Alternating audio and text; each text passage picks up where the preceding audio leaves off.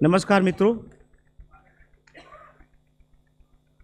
आज हम यहाँ जनगणना 2027 की प्रक्रिया पर चर्चा करने के लिए उपस्थित हुए हैं।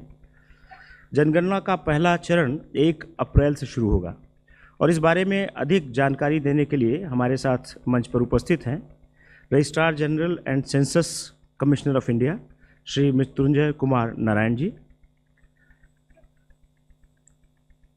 Additional deputy director general Shri Vishwajit Das, deputy registrar general Shri Subhash Das Gupta. आप सभी का हार्दिक स्वागत है। अब मैं registrar general and census commissioner of India Shri Mrityunjay Kumar Narayan ji से अनुरोध करूंगा कि वे आपको संबोधित करें।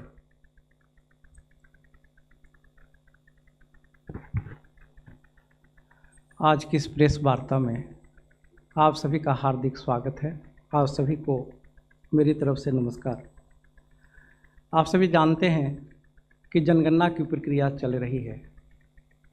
जनगणना की तैयारियां अब अग्रिम अवस्थाएं पहुंच चुकी है और अब से कुछ एक दिन में ही फील्ड का कार्य प्रथम चरण, जिसे मकान सूचीकरण एवं मकानों की गणना कहते हैं, उसका फील्ड का कार्य कई राज्यों में प्रारंभ होने जा रहा है। तो आज की इस वार्ता में आपको इन तैयारियों के संदर्भ में जानकारी देंगे। जनगणना एक बृहत कार्य है, संभवतः बृहत्तम कार्य कहा जाए। इसमें केंद्रीय स्तर पे और राज्यों के स्तर पे, संघ शासित प्रदेशों के स्तर पे विशद तैयारी चलती है। उन सारे तैयारियों की जानकारी आपको देंगे। कई जानकारी आपके पास पहले से है। जैसा कि आप जानते हैं, जनगणना 2 चरणों में संपन्न होती है और इस बार आंकड़ों का संग्रह डिजिटल माध्यम से किया जाना है। उसके बारे में भी आपसे चर्चा करेंगे। साथ ही जनगणना की पृष्ठभूमि की भी जानकारी, संवैधानिक व्यवस्था, वैधानिक आधार आदि के संदर्भ में भी आपके समक्ष जानकारी रखेंगे। आगे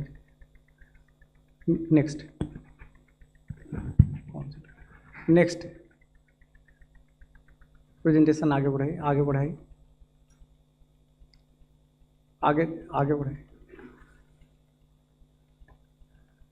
जैसा कि आपको जानकारी है, जनगणना संविधान के आर्टिकल 246 के अंतर्गत, जिसमें संघीय सूची, राज्य की सूची और समवर्ती सूचियों का उल्लेख है, उसमें संघीय सूची के अंतर्गत आता है और संघीय सूची में क्रमांक 69 पे उल्लिखित है। जनगणना की पूरी प्रक्रिया जनगणना अधिनियम 1948 और जनगणना नियम 1990 के अंतर्गत संचालित होती है। जनगणना अधिनियम 1948 और जनगणना नियम 1990 जनगणना करने की पूरी प्रक्रिया का वैधानिक आधार प्रदान करते हैं। जनगणना अधिनियम में एक महत्वपूर्ण सेक्शन है, सेक्शन 15, जिसके समक्ष में आपका ध्यान आकर्षण करना चाहेंगे। इस सेक्शन के अंतर्गत व्यक्तिगत आंकड़े जो जनगणना के दौरान दिए जाते हैं, वो पूरी तरह से गोपनीय है। आरटीआई के अंतर्गत इसे साझा नहीं किया जा सकता। न्यायालय के समक्ष साक्ष्य के रूप में इसका प्रयोग नहीं हो सकता है और किसी भी व्यक्तिगत आंकड़ों को किसी भी संस्था के साथ, सरकारी, गैर सरकारी, विभिन्न विभागों के साथ शेयर नहीं किया जा सकता है। सिर्फ एग्रीगेट सांख्यिकीय आंकड़ों का ही प्रयोग टैबुलेशन के लिए किया जाता है। आपने देखा कि जनगणना संघ का विषय है, लेकिन इसमें राज्य एवं संघ शासित प्रदेशों की भी बहुत महत्वपूर्ण भूमिका होती है। राज्य एवं संघ शासित प्रदेश की पूरी प्रशासनिक मशीनरी इसमें शामिल होती है और फील्ड का कार्य संपन्न उनके द्वारा होता है। पिछली जनगणना 2011 में हुई थी और अभी वर्तमान जनगणना 2027 आधुनिक काल में जब जनगणना की यात्रा प्रारंभ हुई है 1872 पहली जनगणना, उससे 16वीं है और आज़ादी के बाद से 8वीं जनगणना है। नेक्स्ट, अगर जनगणना के प्रशासनिक संचालन के प्रशासनिक तंत्र की बात करें तो केंद्रीय स्तर पे गृह मंत्रालय के अंतर्गत union home secretary, registrar general and census commissioner और हर राज्य में निदेशक जनगणना कार्य आते हैं। और राज्य यूटी के स्तर पे अगर कटिंग एज पे देखें, जिनके द्वारा फील्ड का कार्य संचालित होता है, उन्हें इनुमरेटर प्रगणक एवं सुपरवाइजर पर्यवेक्षक कहते हैं। अधिकांशतः स्कूल के शिक्षक और सरकारी कर्मचारी और लोकल बॉडी के कर्मचारी आते हैं जो कि इस कार्य को संपन्न करते हैं। उनके ऊपर charge officer, charge important focal point है, जो एसडीएम, तहसीलदार, बीडीओ आदि होते हैं, वो नोडल पॉइंट है जहाँ पे पूरी प्रक्रिया संपन्न की जाती है, कोऑर्डिनेट की जाती है। उनके ऊपर प्रिंसिपल सेंसस ऑफिसर जो जिला मजिस्ट्रेट होते हैं, जिला कलेक्टर और नगर निगम के आयुक्त गण होते हैं। इसके साथ ही राज्यों में additional chief secretary, principal secretary, secretary rank के वरिष्ठ अधिकारी, जनगणना के लिए नोडल अधिकारी नामित होते हैं, जो पूरी प्रक्रिया का राज्य और यूटी के स्तर पे संचालन पर्यवेक्षण करते हैं। और उनके ऊपर चीफ सेक्रेटरी, जिनके नीचे पूरा प्रशासनिक तंत्र इस पूरी व्यवस्था में लगता है। नेक्स्ट, जैसा कि आपकी जानकारी में है, जनगणना का संदर्भ तिथि ये महत्वपूर्ण होता है। संदर्भ तिथि मार्च 1:00 आवर्स यानी कि 28 फरवरी 2027 और 1 मार्च 2027 की मध्य रात्रि वो संदर्भ तिथि है। जो पहली अधिसूचना जनगणना की मंशा कराने की प्रकाशित हुई है 16 जून 2025 को, उसमें संदर्भ तिथि, इस संदर्भ तिथि की वजह से ही इसे जनगणना 2027 कहते हैं। यद्यपि कि जनगणना अधिसूचना 16 जून 25 के प्रकाशन के बाद से ही उसकी प्रक्रिया शुरू हो गई है, लेकिन संदर्भ तिथि 1 मार्च 27, तो जनगणना का जो आउटकम होगा वो हर एडमिनिस्ट्रेटिव यूनिट का, राज्य का, ज़िले का, ग्राम का, वार्ड का, सभी एडमिनिस्ट्रेटिव यूनिट का एक स्नैपशॉट पॉपुलेशन का और विभिन्न आंकड़ों का एक स्नैपशॉट उस वक्त का 1 मार्च 2027 00 आवर का प्राप्त होगा। इसलिए इस संदर्भ तिथि का बहुत बहुत अधिक महत्व है। जनगणना भारत में 2 चरणों में संपन्न होती है। पहला चरण house listing and housing census, मकान सूचीकरण और मकानों की गणना। तो जैसा कि नाम से ही स्पष्ट है, इसमें हाउस होल्ड की जानकारी ली जाती है। घर की हाउसिंग कंडीशन क्या है, उनमें उपलब्ध सुविधाएं क्या हैं और जो परिसंपत्तियां जो धारित की जा रही हैं उनके बारे में जानकारी ली जाती है। कोई व्यक्तिगत जानकारी इस चरण में नहीं ली जाती। और इस चरण में जो हम जानकारी लेते हैं वो दूसरे चरण के लिए एक फ्रेम का काम करता है। दूसरा चरण जिसे पॉपुलेशन इनुमरेशन, जनसंख्या गणना कहते हैं, उसमें विभिन्न जनसांख्यिकीय, सामाजिक, आर्थिक, सांस्कृतिक, आप्रवासन, माइग्रेशन और प्रजनन संबंधी जानकारी एक एक व्यक्ति का, नवजात से लेकर के किसी व्यक्ति का, किसी भी उम्र का व्यक्ति हो, हर के बारे में निर्धारित प्रश्नों पे सूचना प्राप्त की जाती है। नेक्स्ट, प्रथम अधिसूचना जिसे हम कहते हैं जनगणना कराने की मंशा की अधिसूचना। तो प्रथम अधिसूचना 16 जून 2025 को प्रकाशित हुई। उसके साथ ही जनगणना की प्रक्रिया शुरू हो जाती है। प्रथम चरण की अधिसूचना केंद्र सरकार ने 7 जनवरी 2026 को प्रकाशित की है, जिसमें 6 महीने की अवधि 1 अप्रैल 2026 से लेकर के 30 सितंबर 2026 के मध्य अपनी सुविधा के अनुसार राज्य एवं यूटी 30 दिन की अवधि निर्धारित करते हैं, जिसमें प्रगणक घर घर जाकर जो प्रथम चरण के प्रश्न हैं उन पे जानकारी प्राप्त करते हैं। इस बार एक नई व्यवस्था स्वगणना की गई है।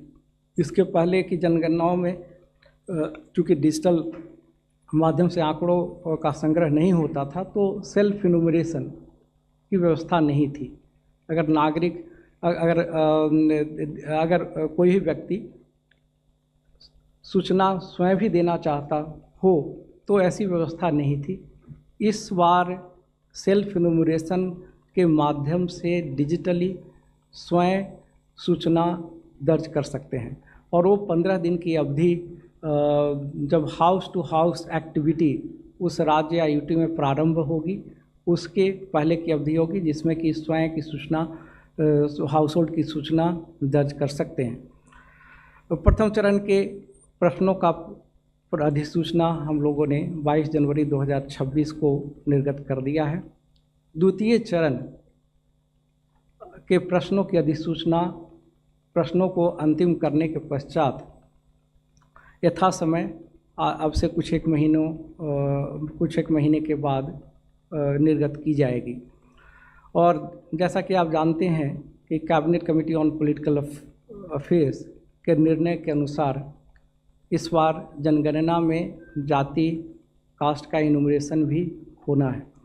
तो जाति इनुमरेशन, कास्ट इनुमरेशन से संबंधित प्रश्न भी दूसरे चरण के प्रश्नों में शामिल होंगे। नेक्स्ट, प्रथम चरण house listing and housing census के लिए राज्यों ने और यूटी ने अवधि का चयन किया है, जिसमें 11 राज्य अप्रैल के महीने में इसको करने जा रहे हैं। उसका डिटेल आप लोगों के सामने रखा है। अंडमान एंड निकोबार आइलैंड्स, गोवा, कर्नाटक, सिक्किम, उड़ीसा, लक्षद्वीप, मिजोरम, और दिल्ली में एनडीएमसी और Delhi cantt board area, Gujarat, Dadra Nagar Haveli, Daman Diu, Uttarakhand. उसके अलावा अन्य राज्य में हाइपरलिंक क्लिक करिए।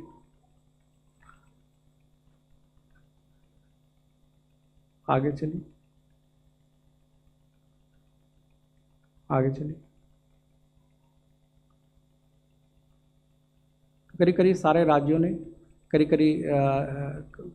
सभी राज्यों ने चयन किए हैं। वापस आगे चलिए। प्रथम चरण के प्रश्नों की अधिसूचना निर्गत की जा चुकी है। उनमें जो प्रश्न है उसका एक विवरण आपके समक्ष मैंने रखा है। कंडीशन ऑफ द हाउस, जो घर की दशा है उसके संबंध में क्वेश्चन है 1 से लेकर के 8। और एक महत्वपूर्ण चीज़ यह भी है कि किसी प्रकार का दस्तावेज या प्रूफ दिखाने की या देने की ज़रूरत नहीं है। वो सर्वोत्तम जानकारी के हिसाब से उत्तरदाता जानकारी प्रदान करते हैं और उसको यथावत प्रगणक द्वारा दर्ज किया जाता है। हाउस होल्ड इन्फॉर्मेशन 9 से 16 तक के प्रश्न हैं। आगे चलिए। जो सुविधाएं घर में उपलब्ध हैं, main source of drinking water availability और ड्रिंकिंग वाटर सोर्स 17 से लेकर के 25 तक के हैं। फिर जो परिसंपत्तियां जो धारित हैं हाउस होल्ड में, फिर others main serial consume in the house hold, mobile number जो सेंसस कम्युनिकेशन के लिए ही सिर्फ प्रयोग होगा। नेक्स्ट,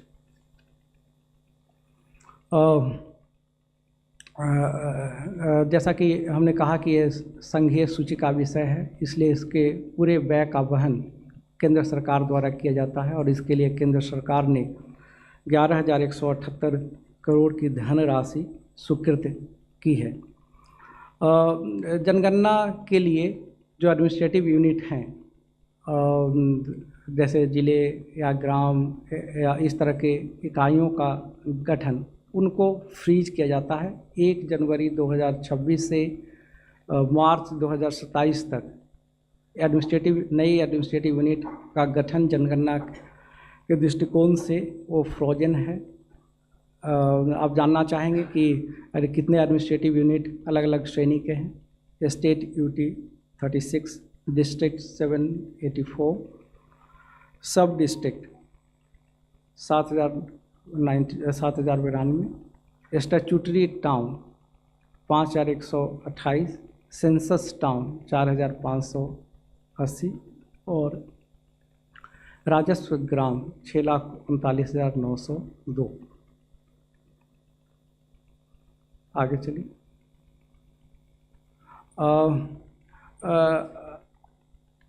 जनगणना में फील्ड एक्टिविटी वास्तविक रूप से प्रारंभ करने के पूर्व उसका प्री टेस्ट करीब समस्त राज्य और यूटी में 5,000 एनुमरेशन ब्लॉक में नवंबर 2025 को संपन्न किया गया था, जिसमें उन प्रश्नों को सिलेक्टेड चार्जेज में जा कर के लोगों से जानकारी प्राप्त करते हैं। ये फुल ड्रेस रिहर्सल होता है कि आगे जो वास्तविक कार्य होने वाला है उसके बारे में हमारा सिस्टम में अगर कोई और सुदृढ़ करने की ज़रूरत हो, उस एक्सपीरियंस के उस अनुभव के आधार पे पूरी व्यवस्था को और सुदृढ़ किया जाता है। तो वह प्री टेस्ट नवंबर 2025 में संपन्न हुआ था। और जैसा कि आपने देखा है कि राज्यों की बहुत महत्वपूर्ण भूमिका है, तो राज्यों की तैयारियों के संदर्भ में राज्य के वरिष्ठ अधिकारियों, मुख्य सचिवगण, राज्य के जनगणना नोडल अधिकारी और निदेशक जनगणना कार्य, इन सभी का एक कॉन्फ्रेंस यूनियन होम सेक्रेटरी की अध्यक्षता में जनवरी 2026 में संपन्न हुआ। फिर राज्य एवं यूटी के स्तर पे जो जनगणना के पदाधिकारी हैं, डिस्ट्रिक्ट लेवल पे, चार्ज लेवल पे, उन सबों का अपॉइंटमेंट होता है, राज्यों ने किया है। नेक्स्ट।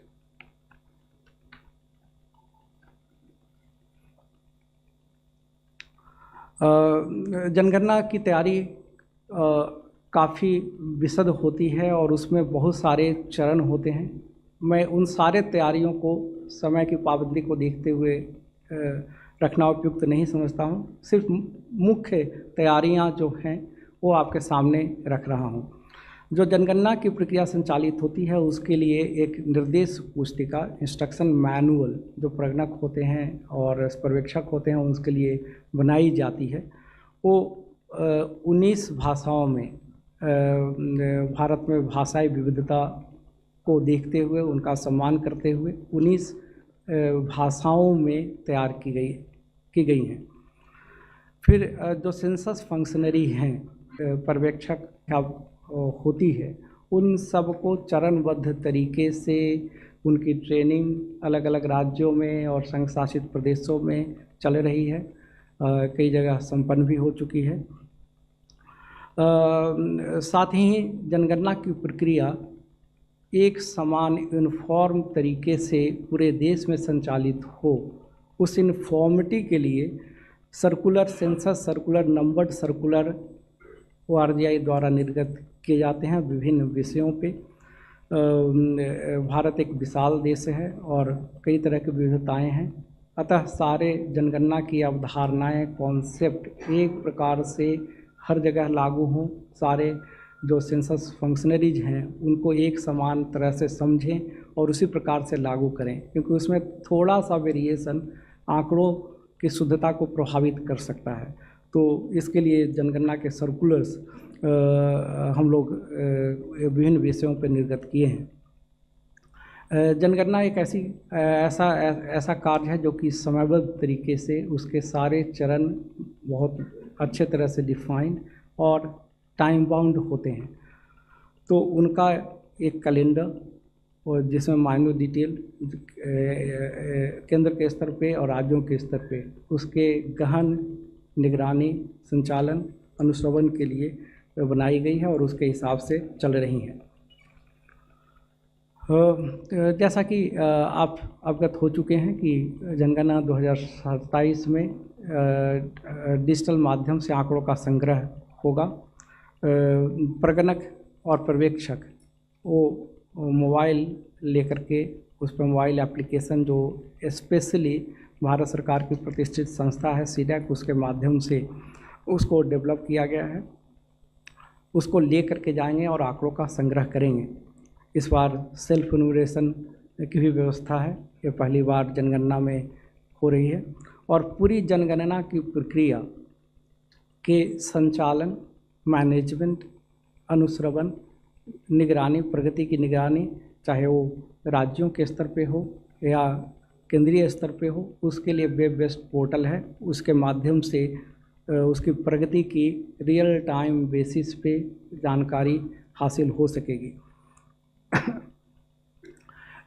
जनगणना में एक कॉन्सेप्ट है हाउस लिस्टिंग ब्लॉक, जो प्रगणक उनको करीब 700-800 जनसंख्या का एक छोटा सा जोग्राफिकल एरिया जिसे हाउस लिस्टिंग ब्लॉक कहते हैं, उस एरिया में उनको सारे कार्य को संपन्न करना होता है। वह भी वो उसके लिए स्पेशल एक एप्लीकेशन है, जियो रेफरेंस्ड होगा, जो उससे फ्रेम तैयार होता है। अन्य कई विभाग उसको बाद में अपने सर्वेक्षण के लिए प्रयोग करते हैं, तो वो जियो रेफरेंस्ड होगा। जियो रेफरेंस्ड होने से फ़ायदा है कि कोई एरिया छूट न जाए और किसी एरिया में दोहराव न हो, यह सुनिश्चित हो सकेगा।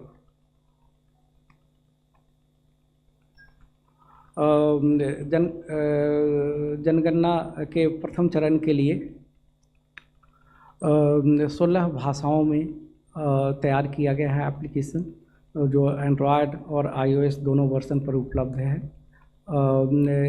इसके लिए निरंतर इंटरनेट कनेक्टिविटी की ज़रूरत नहीं है। जब डेटा सिंक करना होगा या जब रजिस्ट्रेशन जो है प्रगणक और पर्यवेक्षक अपना रजिस्ट्रेशन करेंगे, उस वक्त इंटरनेट कनेक्टिविटी की ज़रूरत होगी और ऑफलाइन मोड में डेटा इकट्ठा करेंगे। जब सिंक करना होगा तब जो इंटरनेट कनेक्टिविटी की आवश्यकता होगी।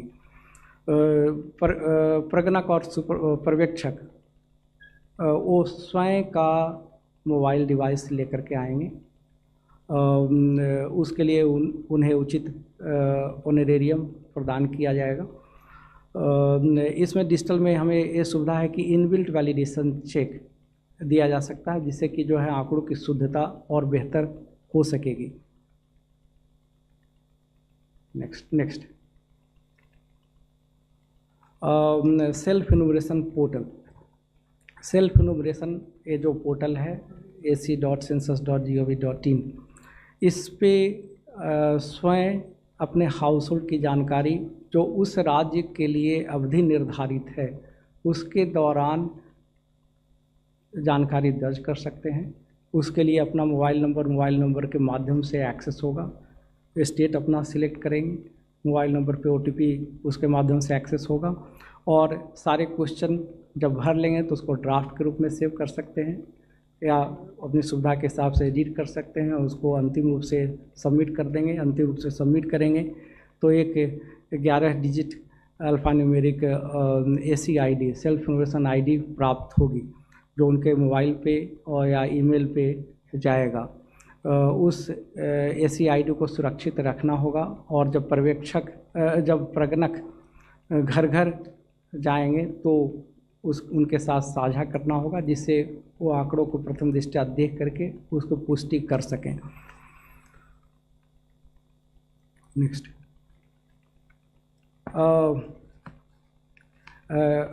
जैसा कि आपने देखा कि जनगणना अधिनियम में आंकड़ों की गोपनीयता की व्यवस्था की गई है, उसी प्रकार से डिजिटल स्पेस में आंकड़ों की सुरक्षा बहुत ही महत्वपूर्ण है और उसका पूरा ध्यान रखा गया है।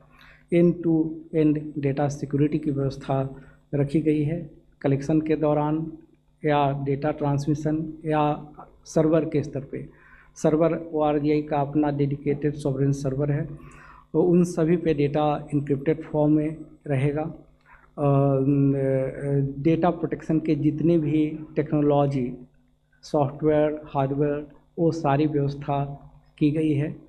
भारत सरकार की साइबर सुरक्षा के क्षेत्र में जितनी एजेंसियां, महत्वपूर्ण एजेंसियां काम कर रही हैं, उन सब के परामर्श से साइबर सिक्योरिटी पोस्चर को मजबूत किया गया है, उसका सुरक्षा ऑडिट भी किया गया है। Data centre critical information infrastructure घोषित है और ISO सर्टिफाइड भी है।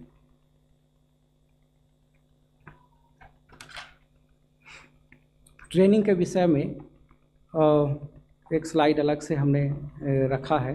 ट्रेनिंग बहुत ही इम्पोर्टेंट है। जैसा कि आपने देखा कि जनगणना की अवधारणाएं एक प्रकार से समझी जाएं और एक प्रकार से ही इम्प्लीमेंट हों, उसमें ट्रेनिंग का बहुत महत्वपूर्ण रोल है।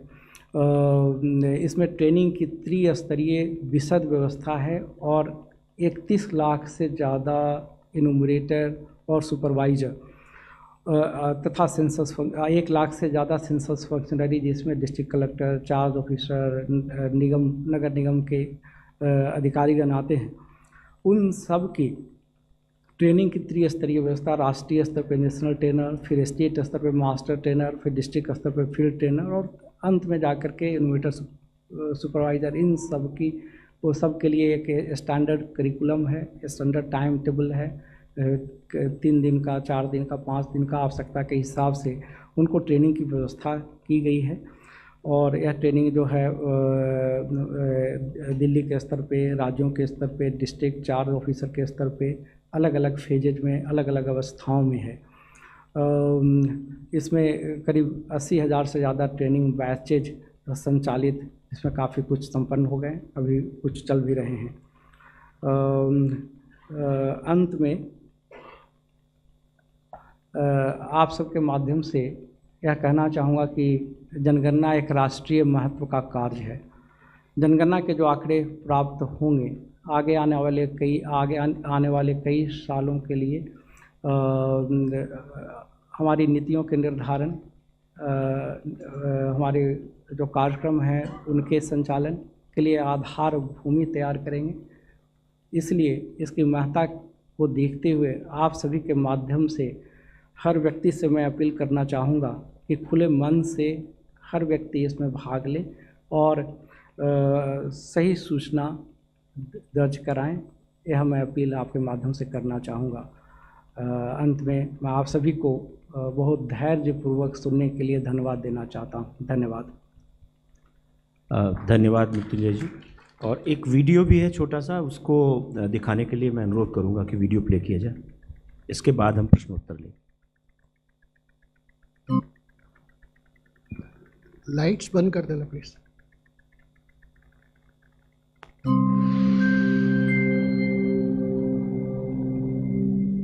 नमस्कार। भारत में शुरू होने जा रही है जनगणना, यानी देश में कितने लोग हैं इसकी गिनती। पर इस बार की जनगणना खास है, और खास इसलिए है कि इसमें डिजिटल तकनीक का इस्तेमाल किया जा रहा है। जनगणना 2 चरणों में होगी।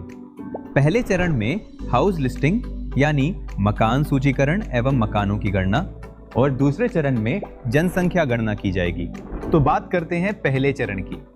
इसमें निर्धारित प्रगणक घर जाकर जानकारी एकत्र करेंगे और मकानों की गणना करेंगे। ये प्रक्रिया सेल्फ एनुमरेशन पोर्टल यानी स्वगणना के माध्यम से भी की जा सकती है। इसमें परिवार का मुखिया या कोई सदस्य पोर्टल पर जाकर अपने घर और सुविधाओं से जुड़ी जानकारी स्वयं भर सकता है। ध्यान रखें, एक मोबाइल नंबर से केवल एक ही घर का लॉगिन संभव है, जिसकी एंट्री परिवार के मुखिया की ओर से होगी। मुखिया का नाम बदला नहीं जा सकता। लोगों द्वारा पहले से जानकारी भरे जाने से गणना आसान और तेज हो जाती है। स्वगणना एक विशेष सुविधा है। ये उस विशेष राज्य या संघ राज्य क्षेत्र में मकान सूचीकरण कार्य शुरू होने से 15 दिन पहले उपलब्ध कराया जाएगा, और ये सुविधा उस राज्य या संघ राज्य क्षेत्र में 15 दिन के लिए ही उपलब्ध रहेगी। जो चाहे वो स्वगणना के तहत पहले ही अपना विवरण दर्ज कर सकता है। स्वगणना पोर्टल में एंट्री का तरीका। सबसे पहले पोर्टल खोलें, फिर अपना राज्य या केंद्र शासित प्रदेश भरें, फिर कैप्चा भरें। इसके बाद स्वागत स्क्रीन आगे के चरणों का मार्गदर्शन करेगी। परिवार की मुखिया जैसे यहाँ सुशीला देवी अपना नाम और मोबाइल नंबर दर्ज करती हैं। अपनी भाषा चुनें, फिर OTP से सत्यापन होता है। पूरी प्रक्रिया सुरक्षित और बहुत आसान है। जिला और नजदीकी स्थान चिन्ह यानी लैंडमार्क चुनना जरूरी है। मैप पे मार्कर दिखाई देगा, वही अपने घर का स्थान चिन्हित करें। इसके बाद HLO प्रश्नावली का पृष्ठ खुल जाएगा। अधिकांश प्रश्न विकल्प आधारित होंगे, साथ ही लिखने के लिए फोनेटिक और वर्चुअल कीवर्ड होगा। FAQs और टूल टिप्स हर शंका का तुरंत समाधान करते हैं। यदि कोई प्रश्न अथवा जानकारी छूट जाए तो सिस्टम खुद आपको संकेत देता है। सभी विवरण भरे जाने के बाद चेक करें, ड्राफ्ट सहेजें, जरूरत हो तो संशोधन भी करें या अंतिम रूप से जमा करें। सबमिशन के बाद H से जुड़ा 11 अंकों का SCID आपको दिखाई देगा। यह आपको SMS से भी मिलेगा। जब प्रगणक आपके घर आए तो ये SCID आप उनसे साझा करें। आपकी दी गई सही जानकारी से हमारा देश सिर्फ मजबूत ही नहीं बनता, बल्कि उसकी वास्तविक तस्वीर भी सामने आती है। तो भागीदार बने और सहयोग करें। हमारी जनगणना, हमारा विकास। धन्यवाद। अब हम एक एक करके कुछ प्रश्न लेंगे। तो स्टार्ट करते हैं 234 नंबर। मृत्युंजय जी नमस्कार, मेरा नाम कृष्ण मोहन शर्मा है, भारत एक्सप्रेस से हूँ। मेरे दो सवाल हैं। एक सवाल की जो सेल्फ इन्यूमरेशन की बात की, उस डाटा को लोअर लेवल पे मैनिपुलेट किया जा सकता है। और दूसरा सवाल ये है कि जैसा आपने कहा कि इस बार जाति भी पूछी जाएगी, तो हमारा समाज पूरा इसी बात को अब तक लड़ता रहा है कि जाति के नाम पे संसार का या हमारे समाज का वर्टिकल डिवीजन ना हो, और ये डाटा की प्राइवेसी कैसे इंश्योर की जाएगी? 22 पीछे 22 आप। कास्ट एन्यूमरेशन का पिछला जो हमने करा था 2011 सेंसस के बाद, उसमें अराउंड 45,000 कास्ट रिटर्न करा था। तो सेंसस में एक बेसिक रूल है कि जो रिस्पोंडेंट कहता है वैसे ही आप रिकॉर्ड करते हैं। तो इस सेंसस में हम इस रूल के अराउंड कैसे जाएंगे? यानी हर एक कास्ट अलग स्पेलिंग होती है, अलग क्लासिफिकेशन होता है। क्या हम कोई सूची तैयार करेंगे जिसमें से सेलेक्ट करना होगा, या और कोई मेथड हमने सोचा है? भारती जैन जी थी टाइम्स ऑफ इंडिया से। आप अपना परिचय ज़रूर दें, नाम बताएं। 24 नंबर। मैं मनीष अग्रवाल, नवभारत टाइम्स से। सर मेरे दो सवाल हैं।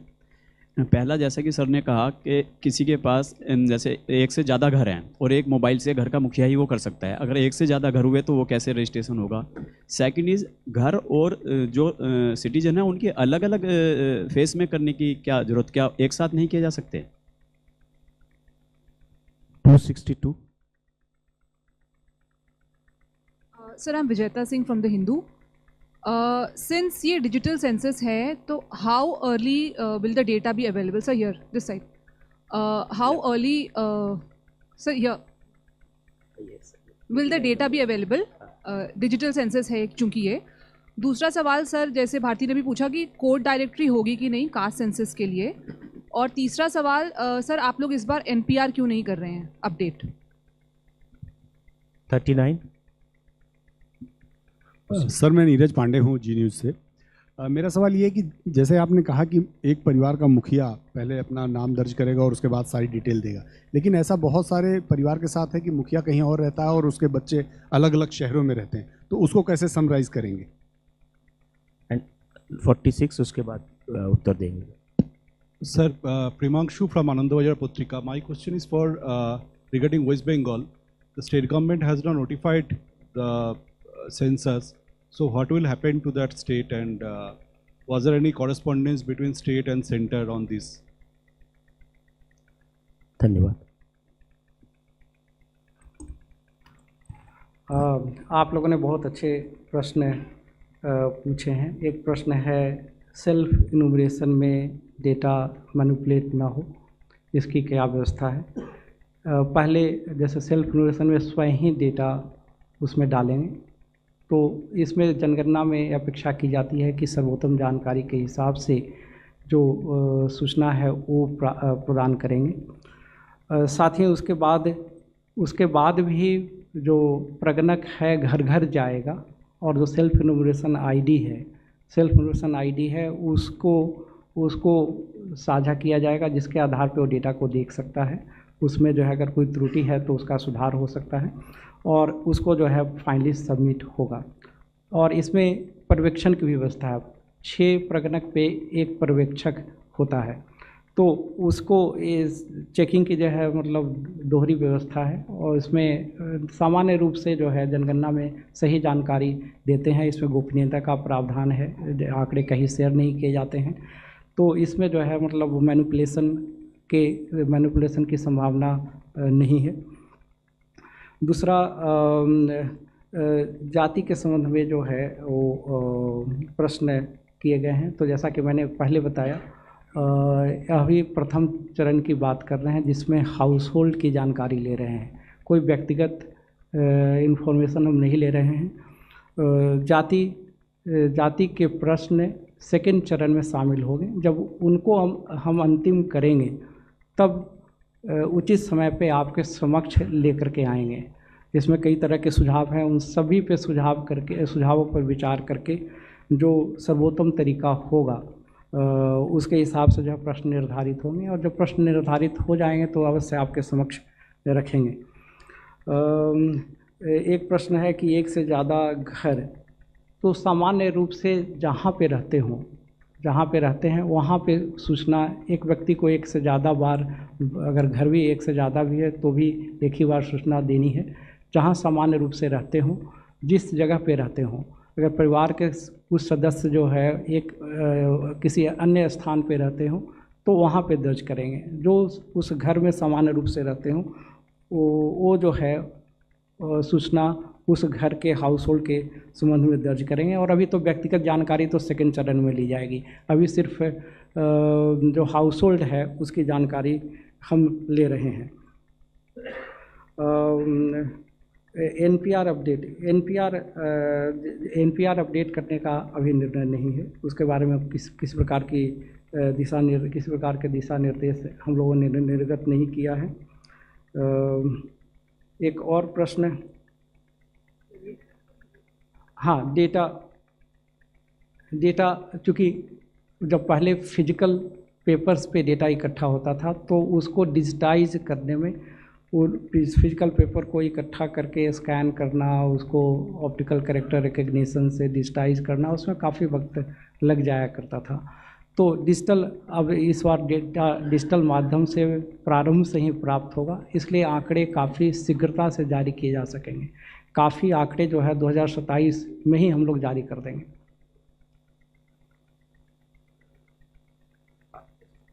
ठीक, थैंक यू।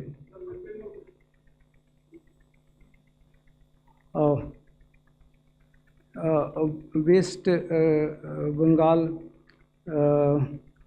में जनगणना की अधिसूचना का प्रकाशन नहीं हुआ है। हम लोगों ने उनके साथ इस बिंदु को उठाया है और उम्मीद है कि अधिसूचना का प्रकाशन करेंगे।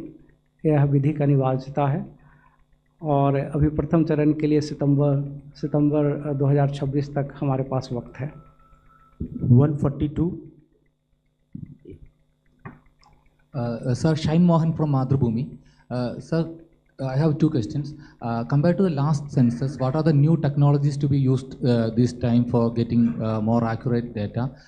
And whether this self-enumeration is mandatory or not, and those who cannot do the self-enumeration, what will be the system for them? 45। Sir, अभी एक साथी ने और पूछा था ये, मैं अनिरुद्ध हूँ दैनिक भास्कर से। सर, किसी एक स्थान पर रहने वाले किसी एक मुखिया की जो आपने बात की, उसके 2 संतानें हैं, वो अलग अलग जगह पर रहती हैं, और जहाँ पर वो हैं वहाँ पर जब कोई जनगणना का गणक आएंगे या वहाँ पर होंगे तो वो डबलिंग तो नहीं होगी, या उसका क्या तरीका आपने निकाला है, मतलब वो बात थोड़ा समझानी पड़ेगी। 270.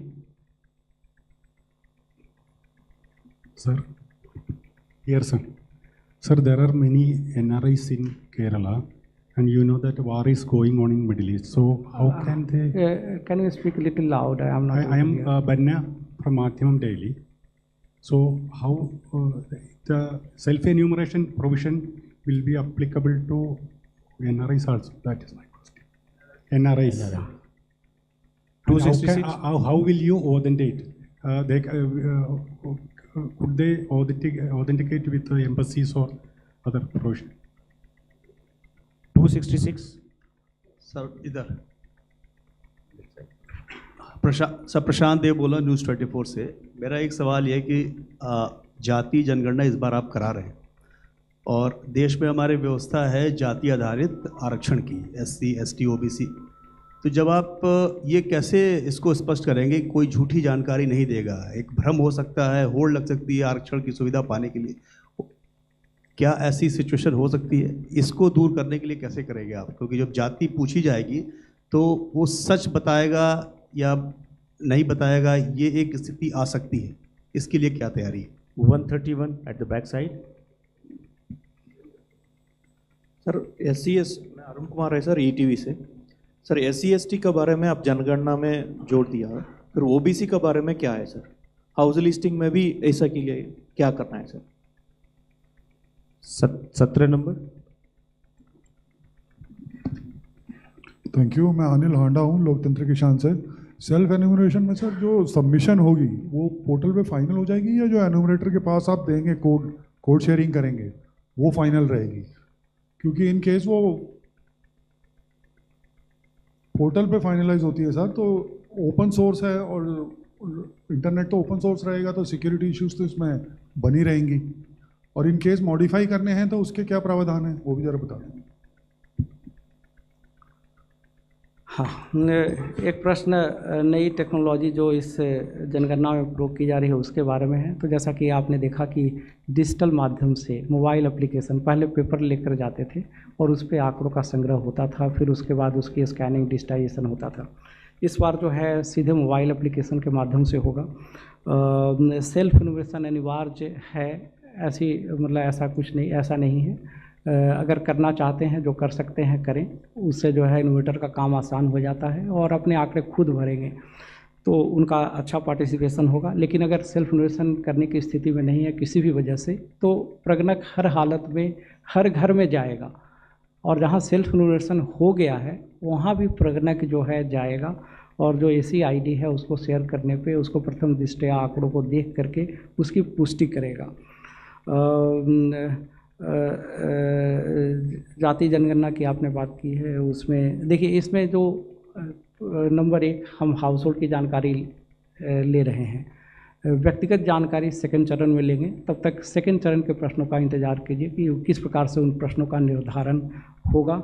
और इसमें जनगणना में अगर दोनों चरणों को मिलाकर के भी बात करें तो जनगणना में जो व्यक्तिगत जानकारी दी जाती है उसका किसी भी दशा में प्रयोग नहीं हो सकता है।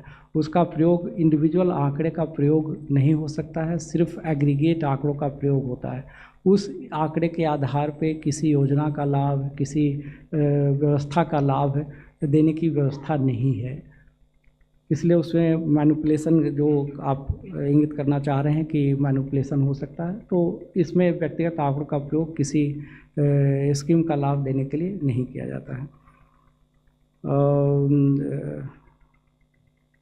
हाँ, सेल्फ इन्वेस्टमेंट सुरक्षा व्यवस्था के बारे में विस्तार से बताया है हमने। जो सुरक्षा की, डिजिटल सुरक्षा की जो जितनी भी टेक्नोलॉजी हैं, हार्डवेयर की, सॉफ्टवेयर की, सारे भारतीय एजेंसीज के साथ परामर्श करके उसको किया गया है। सुरक्षा की पुख्ती व्यवस्था है। धन्यवाद। लास्ट सेट क्वेश्चंस हम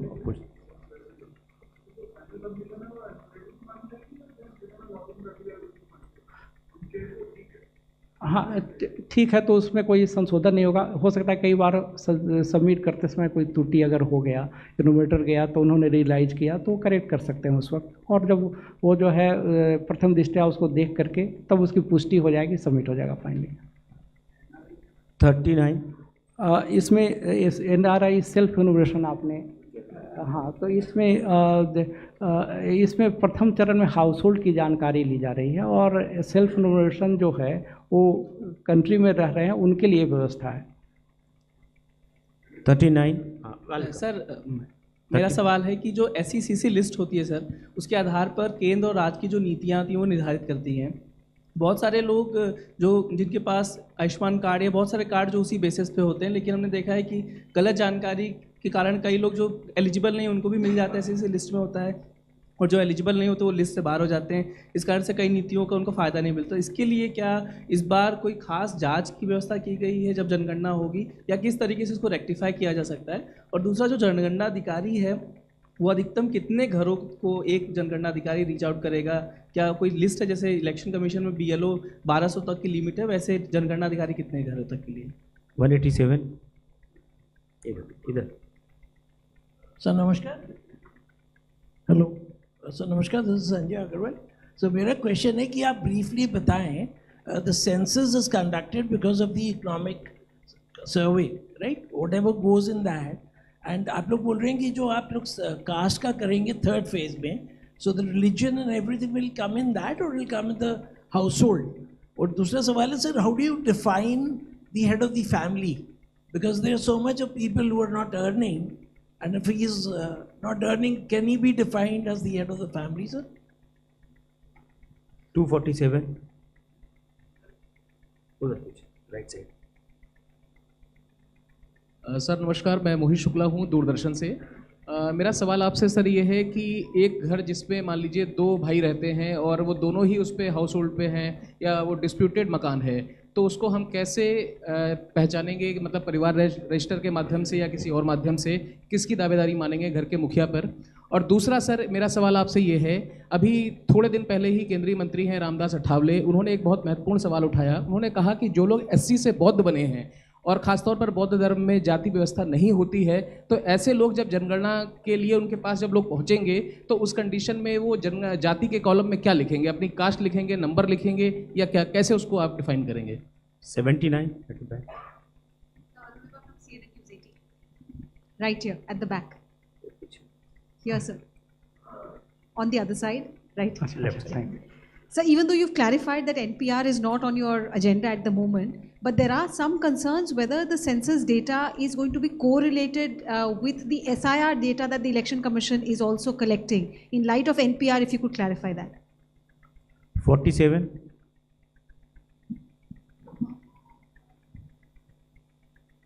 मैं DK चौहान प्रथम खबर से असम से। एक बात जानना चाहूँगा सर कि जो सर लेफ्ट साइड में कि असम में जो चाय बागान के लोग हैं उनके लिए आप लोगों ने किस तरह से व्यवस्था, क्योंकि उनके पास अभी तक बहुत लोगों के पास में मोबाइल नहीं है। और दूसरा ये कि इस बार जो इसमें जनगणना में जो सरना धर्म को कोर्ट को लाने का भी एक बात हुआ था, क्या इस बार उस पर इंक्लूड किया गया है? धन्यवाद। And finally 22 What is your expectation in terms of self-enumeration? I mean, how many, there must be some assessment on how many or what percentage of population would self-enumerate. Benchmark would be in the pre-test that you did. How many chose the self-enumeration option?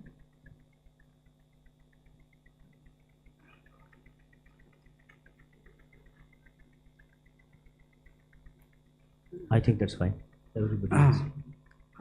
SECC की बात की है। SECC के बारे में कहना चाहूँगा, ये हम लोग का विषय नहीं है। यह कहा गया कि आंकड़ों की जांच, तो जनगणना में जांच, इंक्वायरी आदि की व्यवस्था नहीं है। एक बहुत बड़ा कार्य है प्रशासनिक दृष्टिकोण से बृहत्तम कार्य है। इसमें किसी प्रकार की इंक्वायरी की व्यवस्था नहीं है, इसलिए ये सब कानूनी प्रावधान है कि आंकड़े सीक्रेट रखे, मतलब आंकड़े गोपनीय रखे जाएंगे, किसी से शेयर नहीं किया जाएगा, उसके आधार पर किसी योजना का लाभ नहीं मिलेगा। यह इस बात के लिए है कि ताकि लोग सही सही आंकड़े दें, और ये इन आंकड़ों का बहुत ही अधिक महत्व है। वो राष्ट्र के लिए नीतियों के निर्धारण के लिए, नीतियों के निर्माण के लिए, प्रोग्राम के निर्धारण के लिए प्रयोग होते हैं। तो इसमें किसी प्रकार की जांच की व्यवस्था नहीं है, और न जांच किया जाना संभव है। जो मैंने कहा कि प्रगणक फिर उसके ऊपर पर्यवेक्षक होंगे, तो द्विस्तरीय व्यवस्था है और सामान्य रूप से जो है सही जानकारी ही प्रदान करते हैं। SIR की बात की गई, SIR से इसका कोई संबंध नहीं है, कोई कोरिलेशन नहीं है। धर्म की बात की गई तो उसके बारे में कहना चाहूँगा कि धर्म वो सेकंड चरण में उसके प्रश्न आएंगे, तब तक का इंतज़ार कीजिए। और जो भी धर्म में जो भी बताते हैं उसको यथावत दर्ज किया जाता है। सेल्फ इन्यूमरेशन जो है, सेल्फ इन्यूमरेशन देखिए अब इस बार पहली बार हम लोग करने जा रहे हैं, तो कोई इस प्रकार का फिगर देना कि कितने लोग करेंगे, उम्मीद है कि जो है आप लोग के माध्यम से हर व्यक्ति तक पहुंचेगी। और डिजिटल लिटरेसी सोसाइटी में काफ़ी बढ़ी है, काफ़ी लोग कर सकते हैं, मोबाइल के माध्यम से, लैपटॉप कंप्यूटर के माध्यम से कर सकते हैं। तो जितने लोग करेंगे अच्छा है, उतना इन्यूमरेटर का काम आसान हो जाएगा। तो मेरे ख्याल से आपके सारे प्रश्नों का मैंने उत्तर दे दिया है। बहुत बहुत धन्यवाद। Thank you.